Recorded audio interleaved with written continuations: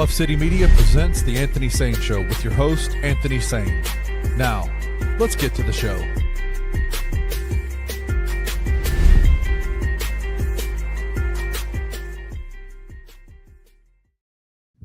What's going on, everybody? Welcome to the Anthony Sain Show. Here is my guy, Kenny Summerfield. This is your host, Anthony Sain. Kenny, what's going on, my brother? My man, I went outside last night, and it was hot as balls. Then I went outside about 2 hours later, and it felt better. It was about 20 degrees cooler. I woke up this morning, and I still felt good. It still felt good. I was like, what is this cold wave coming through Memphis, man? 20 degrees better. It's 85. So yeah, it's 85 now. It's 85. Right. It's not 185. Yeah, that's right. Yeah, for sure. How are you, man? What's going on? Man, I'm good, man. Feeling good. We are here in beautiful Memphis, Tennessee. Get ready to do another show. It's a Friday. Last show of the week, man. Got some new digs, man. Got some new decorations on the bottom of the screen. FanDuel has found a way to partner with us. We are excited about that. The good people at FanDuel, man. I remember the first bet I ever made, Kenny Summerfield, was the Super Bowl with the Buccaneers and the Chiefs. And I think I bet everything on on the Chiefs winning. And yeah, that didn't really happen. But shout out to the good people at FanDuel, man, proud sponsors of the Anthony Sain Show and Bluff City Media. We'll hear more about that. Got another sponsor to announce today too, man. We'll talk about that too. We told y'all. We're not playing with y'all, bro, at all, bro. You gotta get in when you can get in because it's only going up. It's only so much space at the bottom of this. There's only so much space, right? We had to tell FanDuel scoot over, man. Tighten up a little bit, man. Tighten up just a little bit. You want to go here, but we're gonna put you here, right? Yeah, there's just enough space we got right here. Yeah, you ain't gonna take all the space, man. Because we got all the space. Yeah, you ain't getting all of it, man. Y'all ain't getting all of it at all. But there is room for you and your particular company if you're interested in being a sponsor of the Anthony Sain Show. Probably the lowest race in the world as far as marketing goes for any type of podcast or publication and things like that. Reach out to me or reach out to Kenny to make this happen. Reach out to me because I make more money if you don't reach out to me. So yeah, don't reach out to Kenny. I might not find out about it. No. Reach out to Anthony. Reach out to Anthony. Yeah. Because I can't have Anthony getting upset with me, man, about his right. Hey, bro. Hey, where my money at, man? Because Kenny be like, hey, man, somebody reached out to me today, man. It was like, what? Like, that's literally my family business, bro. Like, what you mean? Shout out to Richard Jarvis, man, the owner of Trilogy Tattoos. He's a living witness, man, that our show does show love to him. And our people show love to Trilogy Tattoos. So if you're interested in being a sponsor for Anthony Sain Show, be like FanDuel, be like Richard Jarvis and Trilogy Tattoos, and another company we're going to announce later on in the day. We're definitely excited to partner with another local business, man. We love the local business. We will take the national money too. But we do love the local business. We will talk about that later on in the show. Kenny Summerfield, I'll start the show out this way. No major news to talk about today, but there is an interesting story that I do want to talk about, kind of the background to it, more so than the actual story itself. It's an ESPN article that came out yesterday, I think either right before or after our show came on, and it's about the most interesting sophomores to watch for the 2025-26 NBA season, Kenny Summerfield. We got a couple of sophomores, Kenny, that play for the Grizzlies. One just wrapped up his summer league season, playing for the Memphis Grizzlies, and the other was in a boot. He grew a beard. Yeah, he grew a beard, and he was in a walking boot, and he popped up at Purdue a couple of times. I'll give you that complete list, Kenny Stubblefield. I'll go 1 through. I'll go starting with number 1, and I'll work our way back. You want to go 1 or do you want to go 10? Yeah, I'll go 1 through 10. I'll do 1 through 10. Right. ESPN. Who do you think the most intriguing sophomore to watch is for?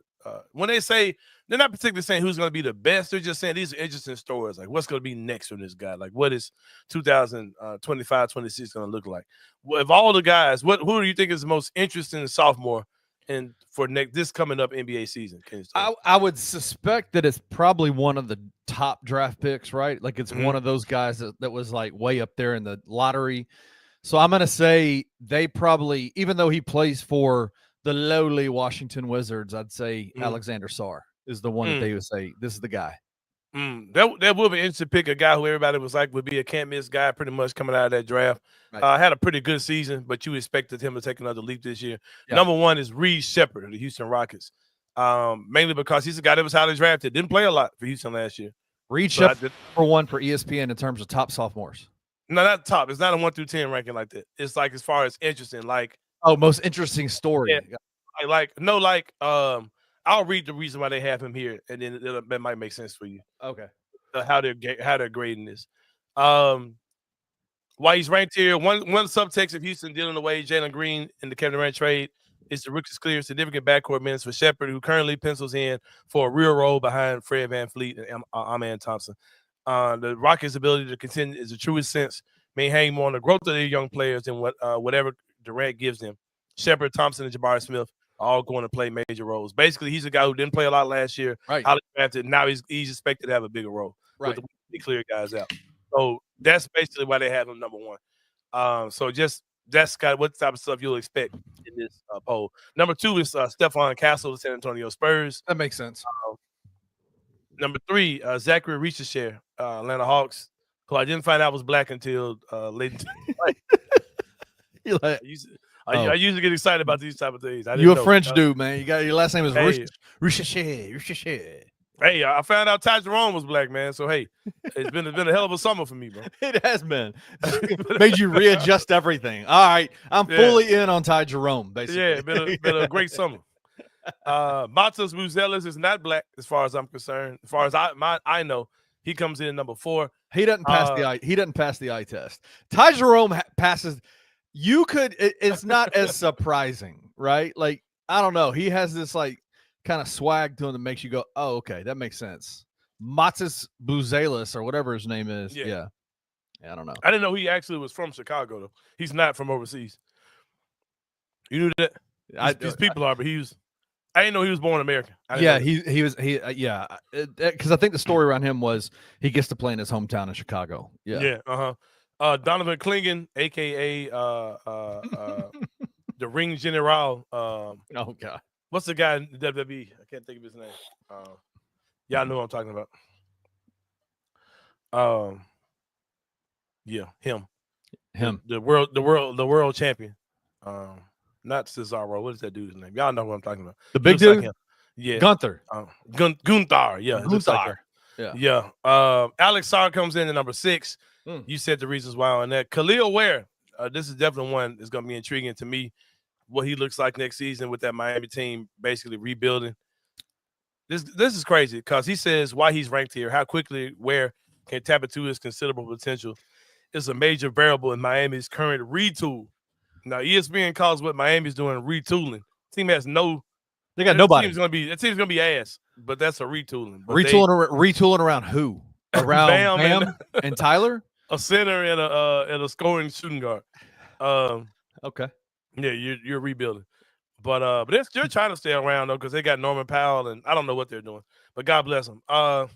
Number 8, Kenny Stubblefield, familiar name, Jalen Wells, Memphis Grizzlies. Why he's ranked here. The Grizzlies, I'll read the whole thing for him. Wells was arguably the best value pick in the 24 draft, making all-rookie first team, averaging 10.4 points and starting 74 games after Memphis snagged him at number 39. Viewed primarily as a spot-up shooter coming out of Washington State, Wells not only made 35% of his threes, it seemed like that number tailed off so bad, but it did. It didn't nearly as bad as I thought it did. 35% is good for a rookie. No, it's good. I wonder what it was before though. Like, he was in the 40s at one point. Jared, look it up. What was he before he had that tailspin at the end of the year? Jared's our stat guy. Yeah, he definitely. But 35 is not bad for a rookie year. Yeah, I thought it got to I thought it fell to like 32. I didn't know it still stayed at 35. That's pretty good. Yeah. But shows surprising defensive capabilities as well, embracing tough matchups and carving out a viable role to begin his career. Why he's ranked here? The Grizzlies' decision to trade Desmond Bane to Orlando Magic was softened to some extent by the emergence of Wells. He should be in line to stretch himself as a scorer next season. I don't like this narrative. I don't think the Grizzlies expect Wells to slide into Desmond Bane's role as a scorer. Yeah. I don't think that's true at all. I don't think they think that at all. I think collectively they think the team is going to be better, but not replacing 1-for-1 Wells for Bane. I don't think that's what they're doing. With Bane vacating plenty of touches, both as a shooter and secondary playmaker, the late blooming None of this makes sense. Late blooming, he's going to be a 3-and-D wing. He's not a playmaker. He's not a secondary playmaker. He's going to be a spot-up shooter. He's not. None of those things are true. A late blooming former Division II player who turns 22 in August. Wells may have some additional untapped upside, and the Grizzlies will presumably want to see, but he can extend his contributions. While his limitations as an on-ball creator probably inhibit high-end outcomes based on what Wells has already shown, it's possible he will continue to surprise if he can manage a leap forward in both efficiency and volume. I don't really care where people are on this list because we're still trying to figure out what the list means. I don't really care. Right. Jared McCain, who I thought should be ranked higher than this, he was a guy who was looking like the rookie of the year before he was looking awesome. Yeah, awesome. I probably would have had him number one, honestly, on this list. Jared McCain is at 9. Well, because his role is so big for Philly. Philly is so they need him so badly to be good. Yeah. They need him to hit. Yeah. Absolutely. And the Cola topic is number 10. A guy who did not play at all last season. Could just make Oklahoma City that much better because they play without a point guard at all. So there were no point guards on their roster. And if he could come in and be a guy as a backup that can kind of steady things a lot for them, there's no telling how good that team could be if he pans out. Interesting name is not on this list, Kenneth Summerfield. I know, right? I did start the show saying the Grizzlies have 2 sophomores. Zach Edey was all NBA first team, right? Yeah. Right? Yeah. Edey was all NBA first team. He is not on this list. Like I said, this isn't a ranking list. This is a interesting list. Like who's the most interesting story coming into the 25-26 season. And I think I'll take this story and start an actual backstory of what I want to talk about today. Of those 2 guys, of our 2 sophomores, Jalen Wells and Zach Edey, I'll throw this out to the comments as well.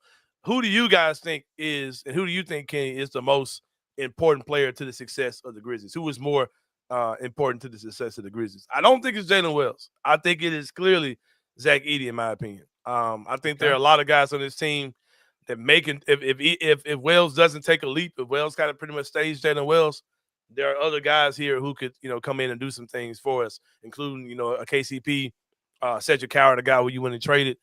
Future first-round draft pick for, who you got up at number 11. G.G. Jackson could have a good year this year if Fitzwilliams make it do his thing. But as far as Zach Edey, at that center position, if he's not good this year, it's going to affect the season. Like, I think there's a lot more riding on Zach than there will be on Jalen. I'm a fan of Zach Edey. I think Zach's going to have a good year this year. He's one of those guys who mentally – he's got to be up mentally to play well. And I think the fact that the way he was being handled, the way he was being managed, the way he was being used back when Taylor Jenkins was here, I think that had an effect on his play. Because you would see him have games where he would look dominant, where he would have monster games. Then the next game he's not playing at all, or all these type of things, right? And I think that Coach Isolo is a lot more intentional about using him than Coach Jenkins was. I've always forgot Coach Taylor Jenkins' name. That's a good place to be, Kenny Summerfield, when you're struggling with a coach's name. It's not here anymore, remembering his name. But I do think that this year, with a lot more emphasis being on him, you will see a better version of Zach Edey and a much more important version of Zach Edey. It is unfortunate that he won't be able to come to camp because I think that he's going to miss a lot of things by not being in camp, especially as Coach Isolo really installs his true offense. But being that he is a big, maybe he can learn these things from the sideline to be able to come in and contribute when the time comes. So what are your thoughts, Kenny? Yeah. In the comments, whether you're watching live or pre-recorded, I want to know your comments as well on Zach Edey versus Jalen Williams. Not versus, but as compared to Jalen Williams. Which skill set, Zach Edey and Jalen Wells, which one, if they hit the best, if they take that leap that we're talking about, impacts Ja Morant more on the floor? Oh, Edey. Yeah. Edey. Because Edey's a guy who can set screens, offensive rebounds, easy putbacks, lob threat, post up when games get kind of ugly, when you got to slow the game down. And he's a guy you could just give the ball in the half court, he could take over. Because we didn't see that at all last year. We never saw the Grizzlies say, okay, we're struggling. Let's feed Edey to see if he can get us going. Yeah. You didn't really see that happen, or if they tried it didn't work. That's something that I think is really intriguing about Zach that you won't really get with Jalen. Of course, if you're playing defense, you're getting turnovers, you'll get breakaways and fast breaks, and if Jalen's knocking down threes, all those type of things are good that Jalen can do. But a guy like Edey can really slow down the game and punish some teams in certain moments. I think the fault of most national media when it comes to discussing the Grizzlies is that they think that there were certain roles that the team from last year played. The players on this team played. Desmond Bane, secondary playmaker. But the problem with that is if you watch the games, you realize in a lot of ways, Bane's secondary playmaking became priority, or like the first, it was at the expense of Ja. It was at the expense of what Ja Morant can do. And Jaren, really. And so that ain't shade to Bane, it just is what it is. It is what it is. It was the way Taylor Jenkins, it was the way Noah LaRoche, it was the way that they played them. And so it was the way that they schemed, Desmond Bane as an effective player. I don't see at all Jalen Wells coming in and trying to take that role for the Grizzlies team. I think he is going to I think he's going to be a stronger version of what he was last year in terms of a 3-and-D type of guy, where he is literally a floor stretcher and a guy who you can put on the best player, the best offensive player on the opposing team. And that only helps Ja Morant when it comes to on the defensive side of the floor. Because like you said, you've talked about this numerous times. When you have Ja and you have Dez on the floor at the same time, defensively, it's a struggle. And then when you turn around and you're saying that Desmond Bane's role on the offensive side of the ball is impacting Ja Morant's ability to be Ja Morant, then it's a lose-lose situation, I think, all the way around. So for me, it's like Jalen's success is really, really important, but you don't need him to take as big of a leap as you do Zach Edey. If Zach Edey can take the leap that we think he can and can be used properly in those last 9 games, like we saw with Tomas, man was going crazy in the last 9 games of the season, bro. In those last 9 games, if Tomas Isolo, if that's the scheme in which he's planning on using Zach is going to go from here to here, and it's only going to impact the Grizzlies in a crazy way. Right. Because I see Edey's going to be – I think he's going to be a double-digit rebounder. I think he's going to average double-digit rebounds. Yeah. And if Edey messes around, he's like 12-10 or 15-10. Like, that's a really good NBA player, bro. Like, come on, man. If that's who he is, that's really good. And I think he's capable of doing that. But Kenny, regardless. Hey, Jared said this. Jared got the stats. He shot 37.2% from October to February, shot 26.1 in March and April. Yeah, I knew it was something that drug it down. Yeah, he was I knew it was closer to 40 at one point for sure. Dude, 37.2 is crazy as a rookie. That's kind of tough. Crazy. That's kind of tough. Yeah, he really fell off end of the season. But you think about it, man, people really don't understand what rookie wall means. Right. Like in those 82 games, that's the total amount of games he had played his whole college career. You know what I mean? Yeah. And he played 70-something games and started 70-something games as a rookie. So these guys aren't ready for that. Like most guys aren't able to do those type of things for sure. So but yeah, man, regardless of how you see it, man, you think that Jalen Wells his role is more important, or if you see Zach Edey's role is more important, you may want to slide over to FanDuel, man, because they talking about 40.5 for the home team, man. Come on, man. Go get that free money, man. Go visit FanDuel now before they change their minds. I don't know if y'all remember that clip from Dave Chappelle's show when he talk about reparations and people changing their minds. But before FanDuel changes their mind, go get that money, man. The Grizzlies win total is at 40.5. That seems like easy money to me. They got them at a 500 record basically next year. Yeah, that's it. No, that's below 500. That's what I'm saying. Basically, yeah, a half game below 500. That's crazy. Yeah, you better hey, go get that free money over there at FanDuel. Kenny Stubblefield. Kenny, I said that I had an announcement to make that we did have another sponsor for the show that we are announcing today outside of FanDuel. I am loving this one, man. We've been working on this one the whole time we've been trying to get our show together. This is a personal friend of mine that I've known since high school, man. Just a solid guy. Grade A Pest Control is the company that is partnering with us. My guy, Reginald Freeman Alexander, he's a local Memphian, man. This is a homegrown, born and raised Memphian, 20 years of experience in the pest control business company, Kenny, offering pest and rodent control, man. Kenny, I had a visitor a few weeks ago in the house, man. We came back from vacation. Man, I smelled something. I said, oh, man, I forgot to take out the garbage. I took the garbage out and said, I still smell it, Kenny. That ain't it. So I called my guy Reggie over at Grade A Pest Control, man. He was out there the next day. I said, Reggie, my biggest fear in doing this type of thing and getting pest control done is having to sign some kind of contract or having to pay somebody about a month or just being overcharged for all this crazy stuff. He said, man, I'm going to come out. I told him what was going on. He broke down my situation better than I've ever heard anybody talk about these type of things when it comes down to visitors in your house. And he came out, no contract, affordable prices, and he's committed to excellence, Kenny, by applying human and pet-friendly products that are safe and highly efficient to meet your pest needs. He came out, took care of the issue. He said, if you got the issue again, let me know. I'll check back with you. You check back with me. We'll see what's going on. And I'm excited that not only that I'm personally partnering with him to make my home visitor free, but I am excited that he is a sponsor of the Anthony Sain Show. Check him out, man. Give him a call at 901-628-4867. You can text him on that number as well, or shoot him an email at gradeapservices@gmail.com. Like I said, man, I live in an area, Kenny Stubblefield, that is right there on the edge of Memphis and Horn Lake. And this used to be the woods a couple years ago. So you got plenty of guests. Yeah, but then the guests are like, hey, get the hell out of my neighborhood. Get the hell out of my house. So I've had to call my boy over to check out some things over here in the Sain household. But I'm glad I'm able to do that with the good people at Grade A Pest Control. Check them out, man. Shoot them a text, 901-628-4867, or shoot them an email at gradeapservices@gmail.com. Hey, I forgot to put this part in there too, man. This ain't just no dude just got out of jail for the start a pest control company. This man came from corporate America. He worked several years in sales and management for 2 Fortune 500 companies. Got out of that field and brought that same level of professionalism to the pest control world. So check out our good friends at Grade A Pest Control. Go see him today, man. You know you got roaches, man. You know you got a mouse in your house, If you live in Memphis, you know you got guests in your house, bro. And they shouldn't be there. You know it.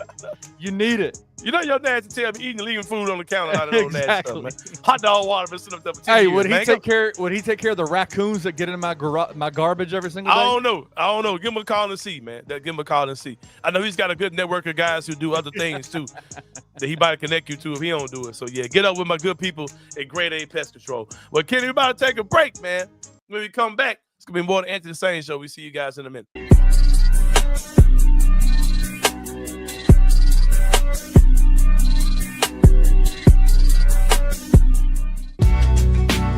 In the heart of the Highland Strip for 27 years, Trilogy Tattoo has helped tell stories for Memphians for generations.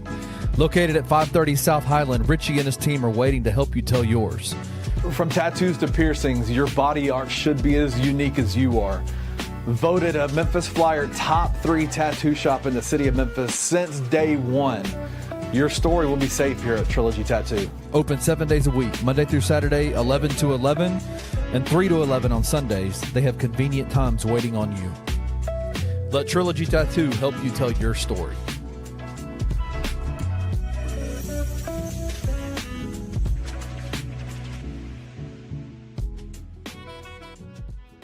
You cannot compromise the integrity of the game any more than completely giving the other team every bit of what you're going to do. For me, it is asinine to think that any competitor in any level on any team would say, you know what, screw all of these people that I play with. I do not care. I'm so pissed at the coaching staff and the players in front of me. Like, to get to a point where you send out your signals to an opposing quarterback, to me, it's just insane. Yeah, this is treacherous, brother. You don't do this. I've seen multiple guys when I was at the University of Memphis be angry with the coach or want to go transfer, pissed off because they're not getting playing time. I don't think any of those guys ever had it cross their mind, hey, I'm going to go leak the playbook to our opponents. Right. Like, that's just some bullshit. And between the stolen the PS5 and that, you know what it tells me? He's not a good guy. Tune in to On the Bluff with Christian Fowler and Gabe Kuhn every Tuesday at 12 p.m. on the Bluff City Media YouTube channel.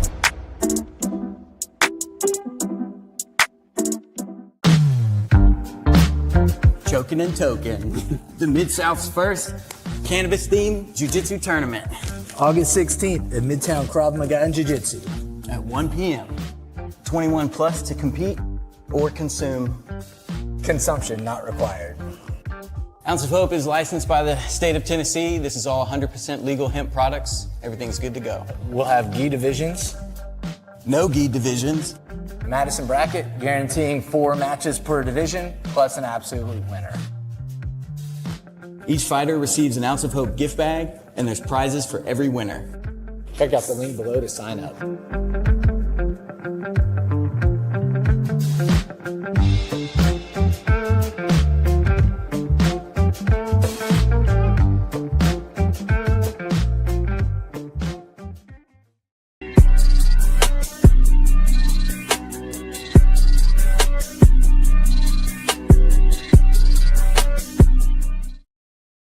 All right, y'all, welcome back to the Anthony Sain Show. Kenny, man, if you thought you were just, if y'all thought y'all was just watching a regular old podcast, you got it wrong, man. We got sponsors on top of sponsors on y'all ass, man. I'm Black George and Peters out here, man. I don't know if y'all remember. Hey, Mortimer's. Will Mortimer's ever advertise on Anthony Sain Show? But hey, they got that money, bro. I can rock with you. What was the clothing company? What was the clothing company? Old Call. Yeah. Jim Calkins does that joint now. It's crazy, bro, because I remember as a younger person listening to George Lapidus, man, and he had a 2-hour show, bro. An hour and a half of that man's show was advertised. Like it was like I'm talking about a straight ass, bro. For real. Hey, and let's be real. If we get to that level, y'all gonna bear with it. It's gonna be the Anthony Sain ads show. Speaking of which, man, let me just say this before. Go ahead.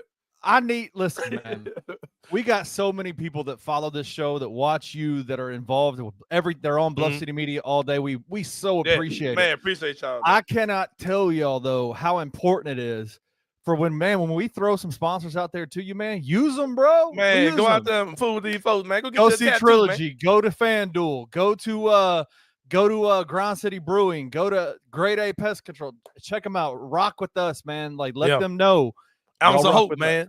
Yep. Hey, Ounce of Hope. I laugh at that Ounce of Hope commercial every time, bro. Because I'm like, man, can't nobody fight like a white boy, a barefooted white boy. But hey, if somebody got you in the head like with their feet around your head, oh, you just over. You better let you go on that. You better just go plan your funeral, bro. There were some people in the comment section a few days ago on this show saying, man, why the hell are these dudes like putting their hands all over each other? I'm like, bro, let them do that to you and see what happens. It'll be done. Done.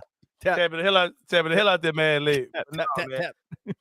But yeah, speaking of our response from our people, man, I want to give a shout out to a gentleman on Facebook that said something that really hit home yesterday. Let me see if I can find it. Joint, man. Dead Time. Great podcasting. Yeah, hold on, man. Give me 1 sec. Here it is. He says, this is from Victor Williams is his name. He says that I really enjoyed today's show, referring to yesterday's show. These past few weeks, when y'all talk about being the change that you want to see for the city, really has inspired me to get back on track and to becoming a difference maker. One of the words of wisdom is there's no movement without me in it. Movement. Yeah, I like that. Me in the movement. There it is. I like that.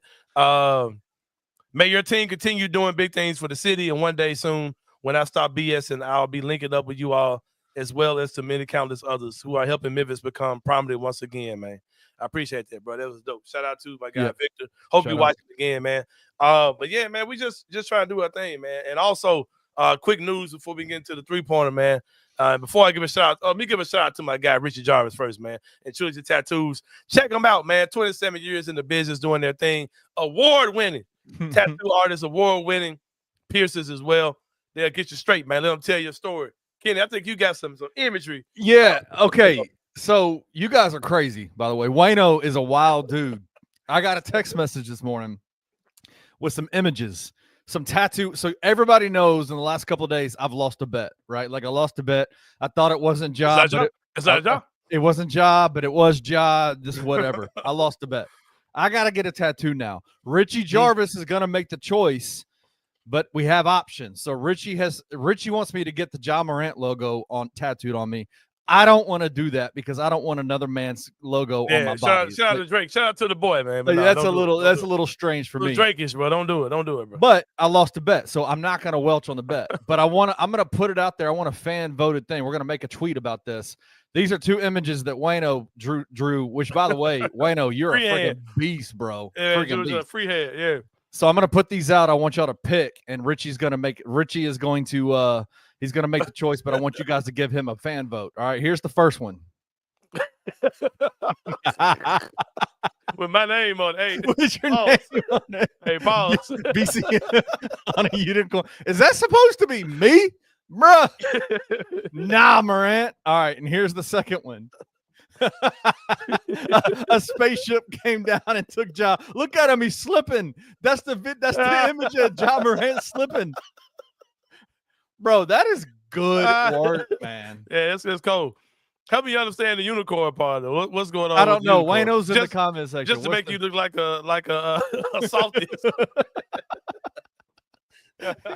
Jared said you wasn't even a bet. You're just blind. It's very. Oh man, I love it. I love the community we have in the comments. Man. What's the Quinn says the second one. I like the second one. It's dope as hell. Yeah, we definitely ain't putting my name on that jumper. Yeah, I love Sain, but I ain't putting my name on putting his name on my body, bro. We might fall out like one day, like LeBron and Drizzy. Can't do it. Oh, the tinfoil hat. Oh, got you. Yeah. Oh man, that's hilarious, stuff, bro. man. That's hilarious. Stuff. Yep. But yeah, so I'm gonna put this tweet out. We want a fan vote for it. I need to see. I want people to choose which one they want me to get. I'll get it done.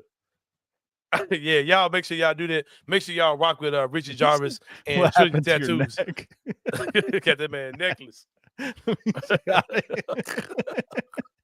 with some beady ass eyes. That hat's a little too small for that big ass man. head. What? Man, got a medium hat. Oh man, that's hilarious. That's hilarious.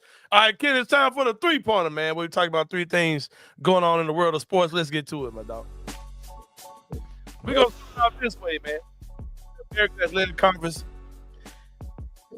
They see teams like Memphis trying to get up out of there, man. They trying to act like they got a brain. They got a brain. Finally, the AAC announced that only 10 teams will be participating in their 2025-2026 conference tournament. Not only will the only 10 teams be participating, Kenny, but the top 2 teams will have an automatic bye. Well, they won't have to play until the semifinals. They won't have to play until there are 4 teams left. So basically, they'll take Memphis out. They'll take the top 2 teams out. There'll be 8 teams left. They'll play down to there's 4 teams. Then those 2 teams will play to those 2 teams. Then those 2 teams will play against the top 2 seeds.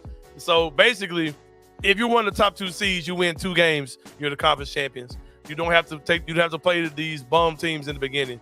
And I think it makes sense, but it's so old. They should have did that a long time ago. You know what I mean? Yeah. And it kind of protects team. If you're a 1-bid league, it protects your 1-bid a little bit more and gives them opportunity to get to the tournament. I don't really give a damn, but this is interesting.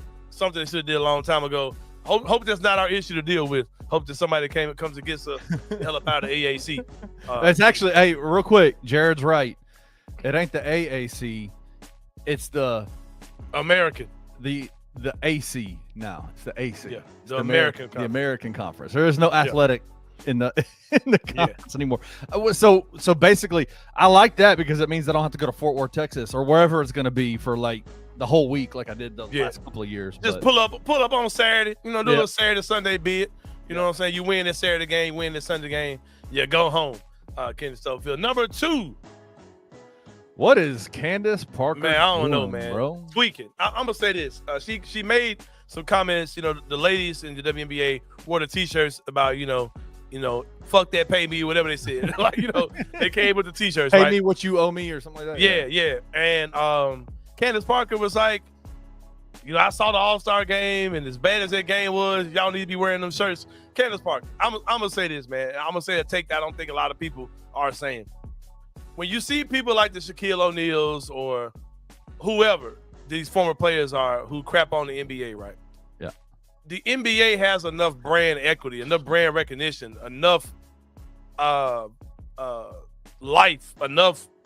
It can stand that, right? You can. These old head guys can say these things about the league, and the league can take those things and keep going. It's a free running machine at this point. It's a signed a $1 billion TV deal, right? So there's really nothing that. It has an effect. I come here and I say how those things do affect the product, but it's not something that could be a life or death type effect to the league, right?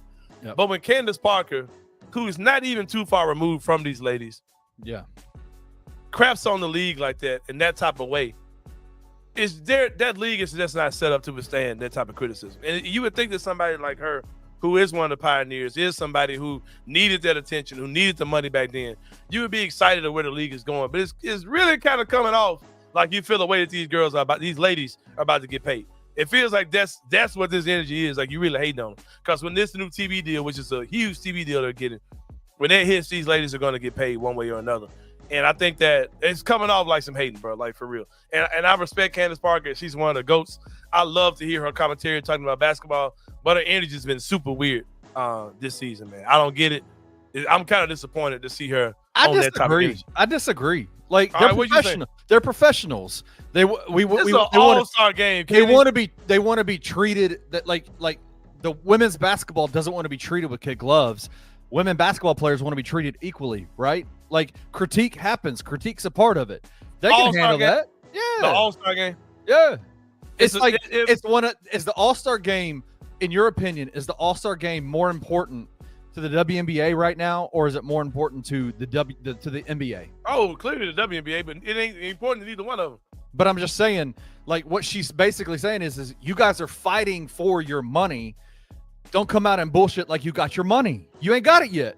Like I get that part. It's just that's a conversation you have with them individually, though, bro. Off to the side. I don't think getting on a TV or a podcast and saying that is. I ain't feeling that, bro. I think we handle women's sports a lot of times with kid gloves, like they should be coddled, but they're professionals, bro. Like they. But I'm saying they're in a vulnerable space. I'm not saying the ladies. I'm saying the league is in a vulnerable space. Like there's something could be really major on right on the other side of this, right? I just think you got to be careful with just how you like. I don't understand the point of her coming out doing this now. Like that shit come off like hating me, bro. I feel what you're saying, but it come off like hating me. Yeah, they got to compete though. I mean, do you not remember the other? Was it last year or 2 years ago when it was the WNBA All-Star team versus the women's team? Oh, Team USA. Yeah, that was freaking awesome, dude. That was awesome. What I think the WNBA cannot fall into the trap of is thinking that because they have this multi-gazillion dollar deal, kick your feet up and act like, nah, bro, like you got to show you're still in that phase of we have to compete at a high level and show that we can play at a high level. Yeah. And the second part of it is be entertaining, right? Like this stuff was not, listen, that's why we bemoan the loss of the dunk contest so much, because like literally that's probably the only thing that saves that weekend is if when there's a dunk contest that goes hard, it's like, okay, that was awesome. Yep. Women can't do that, man. They can't dunk like that. They got a layup drill, man. You can't do a layup drill. They got to compete. But then you didn't have Caitlin at all for the All-Star game or the 3-point competition. Yeah, it's tough, man. That hurt too. But this is where I'm at with Ford is it, man. Solidarity is the key, man. Everything has to be talked about out loud. They can't afford to be divided, man. Like, especially Candace Parker, somebody you look at as a real ambassador of that league, man. That's the part that bothers me. I'm with you, though. But that part itself just bothers me. Number 3, man, I like this story. Oh, let me go back, too, man. On the AAC thing, man. I think that some people are saying that South Florida is predicted to win. They are. Yeah, they're the favorites to win that thing. If you go on FanDuel, there's nothing on there that says who the favorite is for who's going to win that tournament. But they do have the odds for the NCAA champion. Candace Parker, who do you think the favorite right now is to win the NCAA tournament on FanDuel? Your champions last year were Florida. Yeah, I'm going to say Duke. They got Duke up there. And Drake also had a song where it said that she's all natty like the Florida Gators. I don't know if you heard that line. That weak ass line, bro. Bro, you crazy. No, Duke is not the favorite to win the championship. They're actually not even close, really. Really? Your favorites, Purdue. Surprisingly, I didn't know. Purdue is has the best odds to win. And guess what? University of Memphis plays them this year.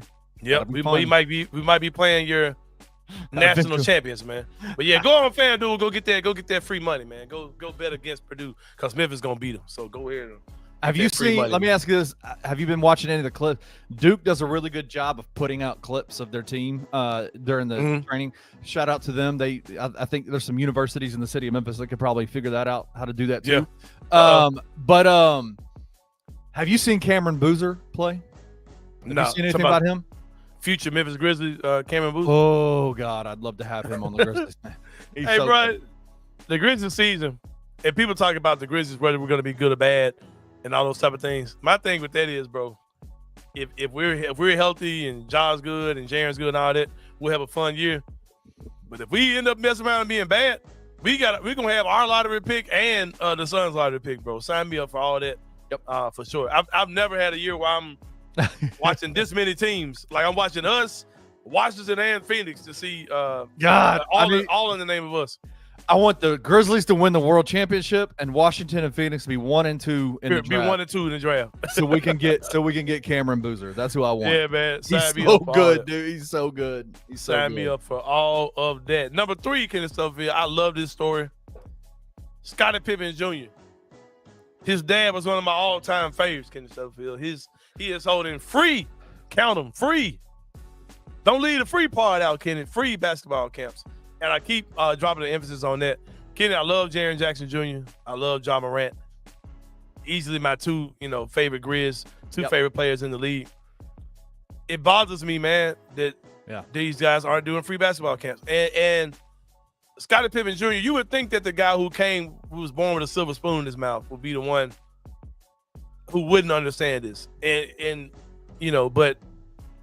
he's having free basketball camps in the city of Memphis. Sharon Brown, who covers the Grizzlies for the Flyer. She covered the Grizzlies for the Memphis Flyer. Yeah, I used to write for them too. I'm tripping. Shout out to the Memphis Flyer. But she said her grandkids are in this camp, right? Didn't pay a thing.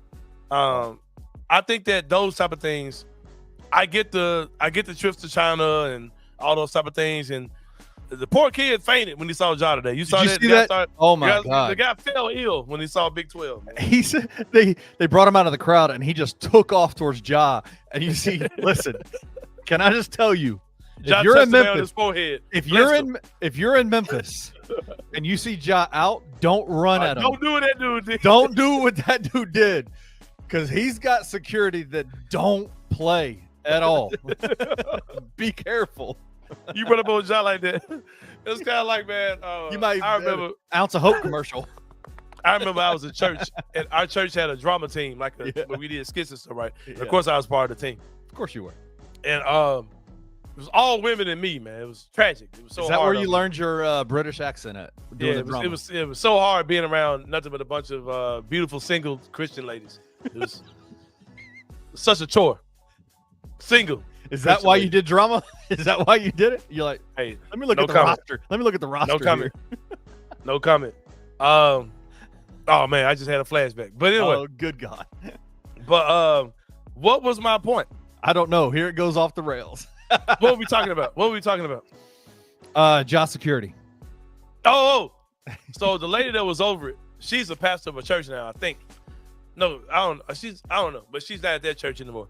But she made a point. She was like, so our pastor would always do this prayer before he would do the sermon, right? Yeah. At the end of the sermon, he would say, Lord, I ask that you would send someone running. By the time I finish this message, I pray that someone will come running saying, what must I do to be saved? He would always say that, right? He would pray before he preached. He'd say, my prayer is that I pray that by the time I finish this message, that someone will come running saying, what must I do to be saved, right? And so we were joking about that when we were having practice one time. She was like, pastor always says that. But she said, what if that actually happened? The pastor security team is like, please don't. Please don't. No, don't do that. Please don't do that. Because if somebody wants to get up and run down the aisle, what must I do to be what must I do to get they're finna get hit in their mouth, bro. Yeah, Sain is no longer doing this. He is happily booed up. Yeah, supremely booed up. I met Black Ninja DJ last night. Let's too, bro. go. Yeah, he was out. He was out on the grind. That's King Meeks. Smooth dude too, man. In the Discord group I started, I put my music bingo schedule in there. Yeah, for people who want to come check it out. And he said, I saw where you were going to be. I was out working in this area, so I popped in for a quick minute. He didn't come to play. He just came to speak. Dapped him up, and it was a good time, man. My guy, Black Ninja DJ, shout out to you, man. But I am happy that Scotty Pippen Jr. is doing this. I wish more guys would do this, man. Memphis is a city. And I think Ja, he won't see anybody running up to him about to pass out, but he will see inner city kids who he's making their day, man, making their life by getting to meet him, man, and touch him like that. So, like I said, I'm not knocking you for doing the China thing. I'm not knocking you for doing the $300 camps with Nike and all those type of things. But I really wish that guys like John and Jaren would come home and do something for the kids in the inner city. But Kenny, we're about to take a break, man. When we come back, wild topic for Inside the Sain Brain. I definitely want to hear what you guys have to say about that and more. We'll see you guys in a minute.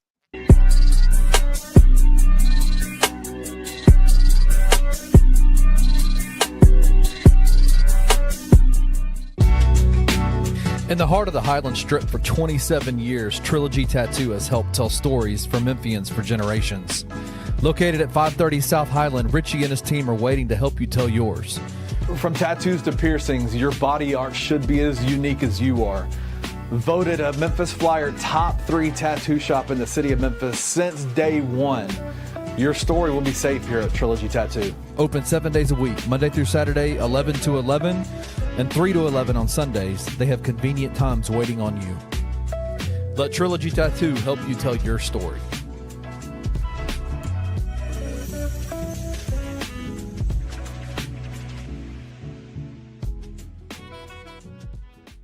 We've talked about the best part of your life. That's being the marketing guy here at Grind City Brewing. I know where this is let's going. talk about the worst aspect of your life, and that is the Auburn Tigers. Yeah. So, it is. Listen, it's been a struggle. You know, Hugh Freeze doesn't answer all prayers. But let's just the ones that involve the escorts and strippers. Allegedly, right? I don't know. Auburn finished the season, kind of an underwhelming season. They go to Norman, Oklahoma to get their quarterback in Jackson Arnold. It seems like the press think they're about a middle of the road SEC school, but they could be the darling, the dark horse. What say you? Auburn has caused me a lot of pain and suffering, but I'm very proud to be an Auburn Tiger. Listen, all right. Neither of us cheer for like historic winners. Okay, that's right. Yeah, you're preaching to the choir. No. It could go really, really, really good this year, or I could be incredibly disappointed and kind of be like, where do we go from here? This Hugh Freeze thing just didn't work. Tune in to the $2 Sports Show with Rusty Witten and Drew Gann every Monday, Wednesday, and Friday live at 11 a.m. on the Bluff City Media YouTube channel.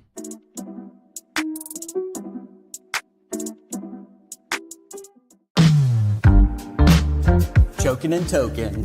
The Mid-South's first cannabis-themed jiu-jitsu tournament. August 16th at Midtown Krav Maga and Jiu-Jitsu. At 1 p.m.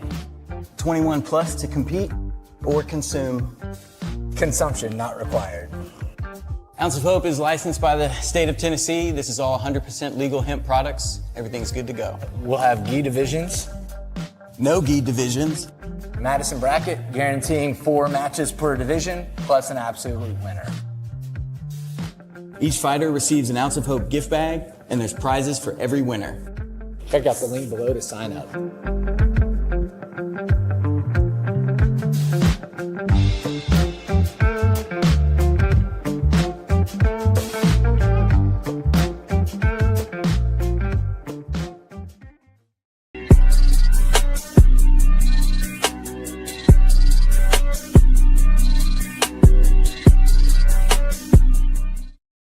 All right, y'all. Welcome back to the Anthony Sain Show. Final segment of the show, man. We call this Inside the Sain Brain.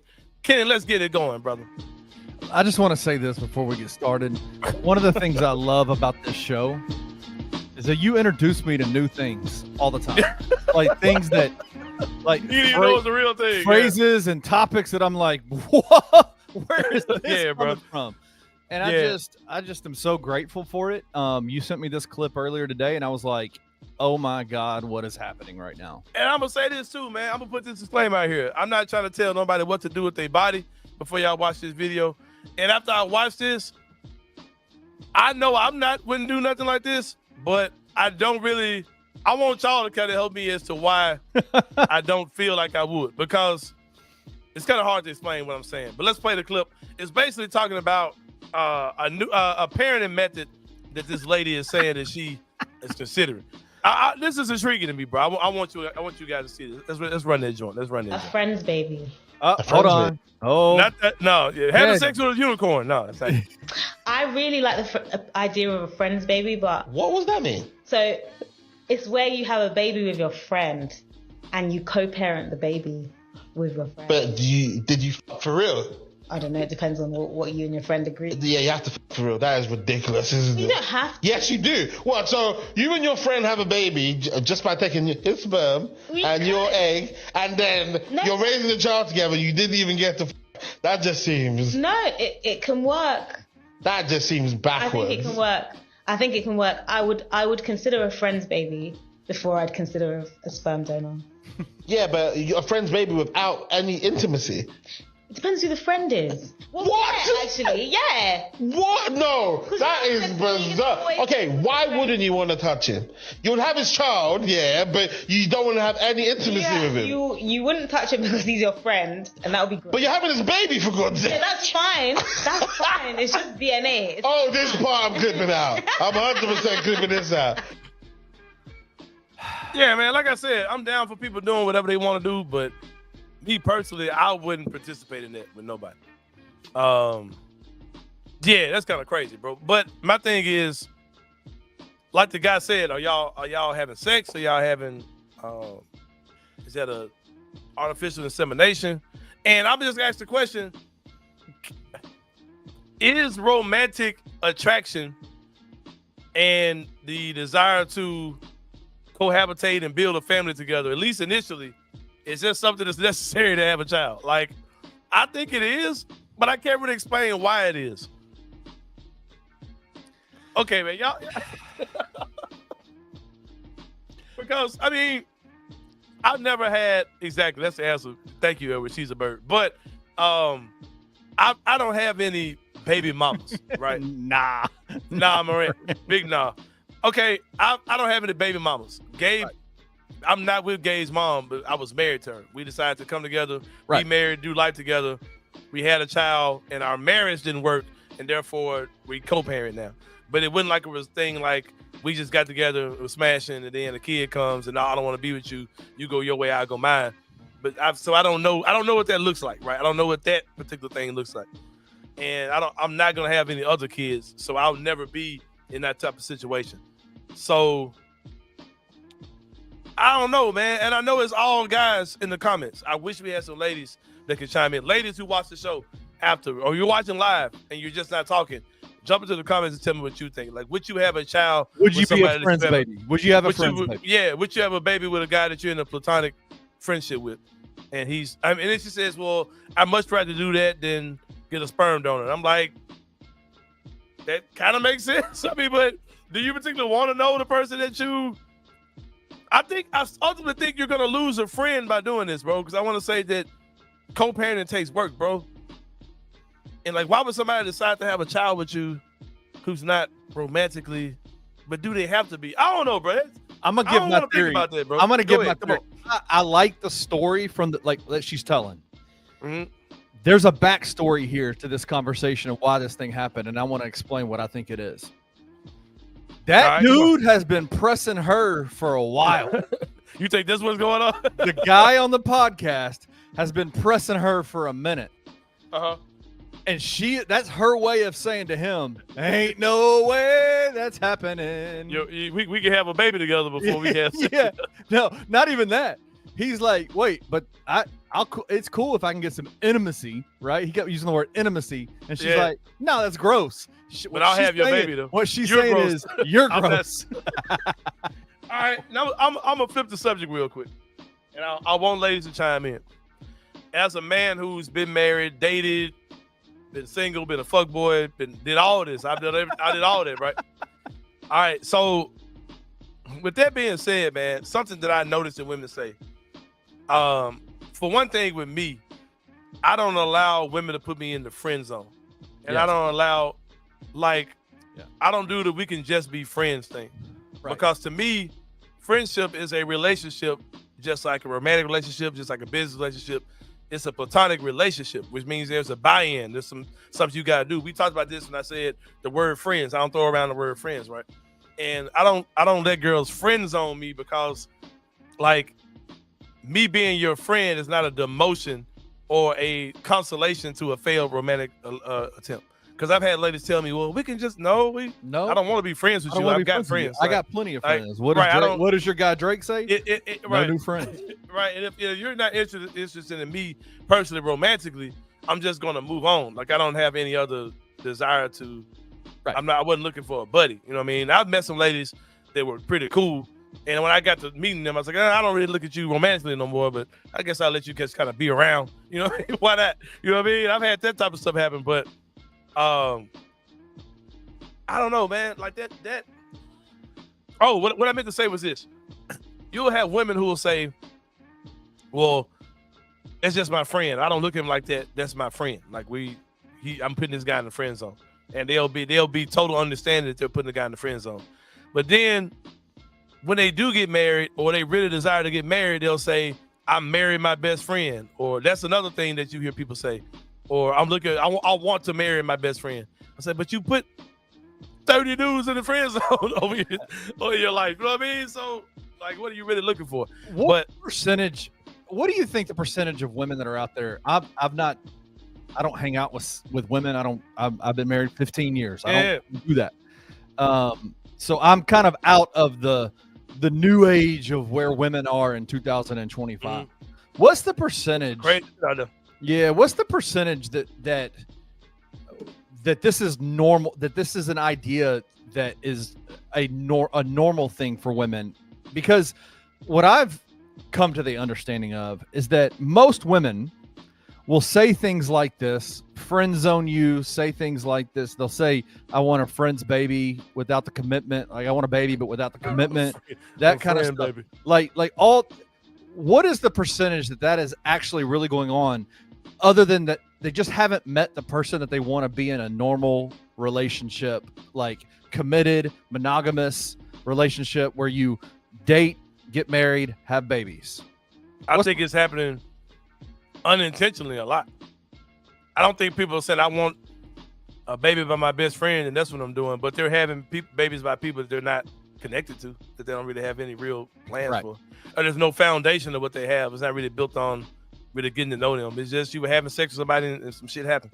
Do you think that the level of craziness that you see in a lot of the single women about how they want to handle relationships is an indictment on single men right now? That it's like, guys, grow up. Like, learn it. Stop putting yourself out there like that. Like, to me, it's like,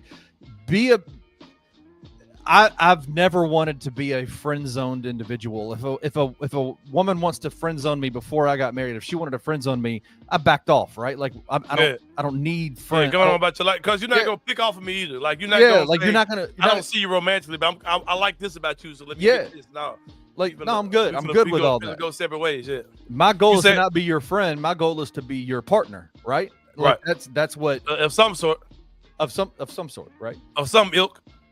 But I just don't understand. Like, it feels like there is a desire to have all of the commitment in the world, the responsibilities of a grown up, whether it be a parent, whether it be whatever it may be, without being committed to another person. Right? Like, without being committed to somebody that is your equal. And that to me is wild. It's wild. I'm gonna tell you something that we're not accounting for, Kenny. Me and you are also in our 40s. Evan Hayes, who's in the comments, is in his early 20s. And read what he's saying. I doubt he's lying.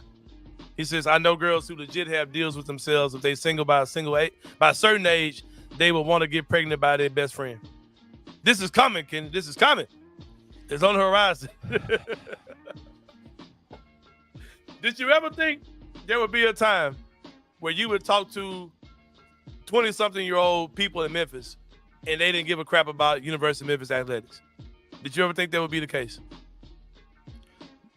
Yeah. We're in that time. We're in that time right now where you got dudes in their 20s who know nothing about Tiger basketball or football. Wait, what does this mean? I know shorties that have a pregnancy pact together. What does that mean? Oh, a pact. P-A-C-T.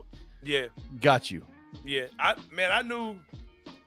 I ain't gonna get too deep into the weeds with this, but I knew some young ladies that it appeared that that's what they did. That they both got pregnant by family at the same, like by guys who were related to each other. I've seen that before. I can't imagine like being in a situation where you like literally being a parent is like the most responsibility. It's hard as hell, bro. It's like the craziest, hardest relationship you can have. Mm-hmm. To then say, like, I don't want to like. I want to have a baby and die. I don't really need the guy to really be here like that. Yeah, I don't need because that's what it is. It's like I want like a stress-free. I know it ain't gonna be no baby daddy drama. I just want to have a baby. You going on about your life, and if I need you for whatever, you'll kind of be there for that. But you really ain't gotta be. It ain't gonna be no drama. I don't owe you no sex and this, bro. We walked into some wild, weird times, bro. What is the weird time? Wayno says it's the problematic downfall of the situation. What do you think? Like the negatives to this are really, really tough. Ain't no dads, ain't no real dads, bro. Like, bro, co-parenting Gabe is hard as hell, man. I had a conversation, not inviting y'all too deep into my house, but Julia has a daughter that's a teenager, and her dad is in her life, but her dad has a family. He's married, he's got other kids. Right. And I said, you have to. I reached out, I talked to her daughter and said, you have to make sure you're checking on your dad outside of you need this, you need that. Right. Because it's not the easiest thing in the world to have two households going on where you're here and he's over here in the household where I'm the man of this house and he's the man of his house. He's got kids. You have to help your dad be available. Like you have to let him know that you're there for him and open up that stream and line of communication so y'all can get something going. And I know that it's his responsibility to be a dad, but it's not always the easiest thing to do. Sometimes you may have to take the first step as a child. Now he's not a bad dude, but I'm just letting her know. Yeah. Don't just put it all on him to communicate. Reach out to him sometimes just to make sure he's good. And she understood it, and she's cause man, co-parenting is hard as hell, bro. Like I never feel like I'm actually doing what I need to do with Gabe. I feel like I'm not doing enough. I feel like I'm not a good parent often with him. And people give me all kind of props. I'd be like, man, from my home, from way I see it, I don't see it that way, but whatever. So you're a father of two. I'm a father of two. You've got multiple kids inside your house right now that you take care of, that you're a father. Home full of these ones. Yeah, right. You got a home full of babies in your house. How much of this feels selfish to you? The narrative around like friends, babies, ideas, like the way that the conversations that are happening about like how to have children, who to have children with, feels selfish because DJ's saying it right. The lack of understanding is that once you have a child, it's about the child, right? Like everything you move, how you respond, how you do things, the career decisions you make, the things you do with your life are about making your child's situation the best you can possibly make it. And right? It's something you're doing that's Xing out dads, man. And I think that is so crazy, bro. Because like, I'll have these emotional conversations sometimes with Gabe's mom where she's just kind of, yep. I'm like, okay, that's failed marriage talk coming out. That's not parenting stuff. Right. And I just kind of ignore it because I'm like, okay, I know I'm a solid dad. Like I don't really care about how our marriage ended, but I know like as far as the dad part goes, I know I'm solid. And it's like, and she'll stop because she'll realize, hey, Anthony's a solid dad, man. Like, you know what I mean? Don't conflate the issues that y'all not the issues adults have with other adults. Can't be then relayed onto the child and the relationship with that father, with that mother, with that. And dads matter, man. I went to a fatherhood conference out in Nashville last year, a couple years ago, and they talked about the importance, like numbers, like things like the effect of like horse playing with your kids, roughhousing with your kids, how that positively affects your kids. Positive reinforcements from dads compared to positive reinforcement from moms, how it affects the children. And it's like, this right here is basically what she's describing is basically something where we just having you're a safe baby daddy. You're a baby daddy with no drama. Right. I ain't got to deal with no drama with you. Right. I can go date another man. He knows that you ain't, your baby dad still mess with you. Like, it ain't nothing like that. It's really sad. It's really crazy. And the more I didn't really think about this when I put this out here, but now that I see it, when I asked for y'all to help me understand why this is a problem, y'all definitely did. Because as I've talked through this, I definitely see it. And this is true. Dudes having a kid made me realize how much the conversation of parenting is directed towards the mom, as if dads ain't out of here trying. 100%. Yeah, man. Why do you think stuff like WIC exists and all these programs and stuff like that? Because like at that seminar I went to, that conference I went to, they talked about the fatherless children numbers, like children, like numbers they reported children without a father in the home. Technically, Gabe is a kid without a father in the home, but It's my son. You know what I mean? And I've been his life. But the numbers they report for this type of stuff gave us on the list of kids that are fatherless. And we know that's not true. Right. And then you have WIC, which means women, infant, and children. There's no room for dads in that equation. We give you money because it's a wife, it's a woman, an infant, and a child. Like that's all we got money for. If there's a man involved, ain't nothing there for you. But that's a whole nother conversation, man. But I know we're having a He-Man club meeting over here right now. But I hope that no women are offended by what we're saying. They just understand that the role of a father is important, man. It's not about convenience and I just want to have a convenient baby with my friend. And I know, man, you got to have somebody that's there who's a real dad. And what man out there is like would agree to this? Right? Would agree to that? Like that dude, the dude in this podcast that oh, he was saying his thing was no sex. Like I don't get sex. Like, but not just that, man. That's an anomaly, bro. Like you're not gonna kick me out of this equation. Like we're having a child together. Right. The perfect situation for a kid is for a kid to be in a 2-parent home. I'm not saying that single women haven't done amazing jobs, with their children, but absolutely the ideal job. We shouldn't just make that where it can't be a possibility at all. Right. You know what I mean? I just think the fact that's what that does. And if you're a dude that's out there that's willing to be that sperm donor, man, grow up, man. Like, take care of your kids. Like, yeah, go get some real ass out here, man. Come on, man. Grow up. Don't beat off in a cup, man. Stop, be man. Come committed. On, man. Be committed to somebody, raise man. Some kids out here, man. We've had this discussion. We've had relationship discussions a lot over the last week. It's okay to be committed to somebody, man. To say, listen, man, my life is about you now, young lady. My life is about you. Like I'm working for you now, not just for me. Yeah. Ain't nothing out here in these streets, man. Go to bed, Joe. Go to bed, Joe. Ain't nothing out there, man. Well, man, Kenny, it's been a good one, man. Shout out to our fans, sponsors, FanDuel. Go on FanDuel, man. Go get some of that free money out there. Yep. Especially that Memphis Grizzlies 40.5. Also, I don't like that Purdue number is winning the national championship. I don't know, but y'all go check it out. Matt Painter can't get it done, man. No, I don't see it. Go bang the whatever it is on Purdue, man. They're not gonna. I don't know anything about betting, but shout out to FanDuel. I wouldn't vote for them. Don't go for Purdue. Yeah. Shout out to them. Shout out to Richard Jarvis and the good people Trilogy Tattoos and the new people on the block, man. Grade A Pest Control. Man, you got them bugs in your house, man. You got that hot dog water sitting on your goddamn stove, man. You left that pizza box in the oven for 3-4 days, man. Go get them visitors out. Yeah, man. Go do what you gotta do, man. Well, for Kenny Stonefield, this is Anthony Sain. Y'all have a great weekend, man. We'll see y'all Monday, and we out. Thank you for listening to the Anthony Sain Show.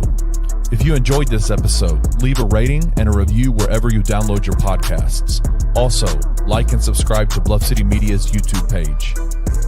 For comprehensive coverage of Memphis sports, head over to www.bluffcitymedia.co and find out how you can become an insider. We will see you back here next week.